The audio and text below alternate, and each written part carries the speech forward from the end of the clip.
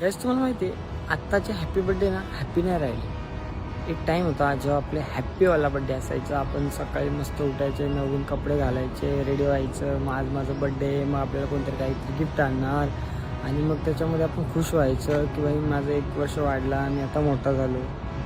पण आत्ता काय होतं माहिती आहे, जेव्हा आपण 20-21 नंतर टेन्शन येतं, भाई आता माझा वाढदिवस येतो आहे, जसजसं माझे दिवस वाढत चालले आहेत तसं मी मोठा होतो आहे आणि माझ्या रिस्पॉन्सिबिलिटीज वाढत चालल्या आहेत. त्यानंतर मी एका ठिकाणी जॉबला पाहिजे, माझं चांगली सॅलरी पाहिजे आणि एवढं करून पण मग मी माझे स्वतःचे खर्च पण करून मी घरातल्यांना पण ते पैसा पुरवणार, या सगळ्या गोष्टी करायला लागतात. कारण आपण मोठे झालो, 20-21 वर्ष झालं, मग आपल्यावर एखादी जबाबदारी आली, तुला जॉबला जायचं आहे किंवा घरातली कामं पण करायची आहेत. म्हणजे तू मोठं झालास ना, आता तू बारीक नाही आहेस की तू मी काम नाही करणार मग चालेल, चल थोड्या थोड्या गोष्टीपासून.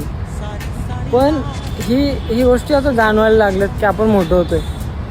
हे खूप म्हणजे वाईट वाटतं या गोष्टीचं की आपण मोठं होतोय. एक टाईम होता की जेव्हा आपण वाढदिवस येतोय तर आपण खुश व्हायचो की मी मोठा होतोय.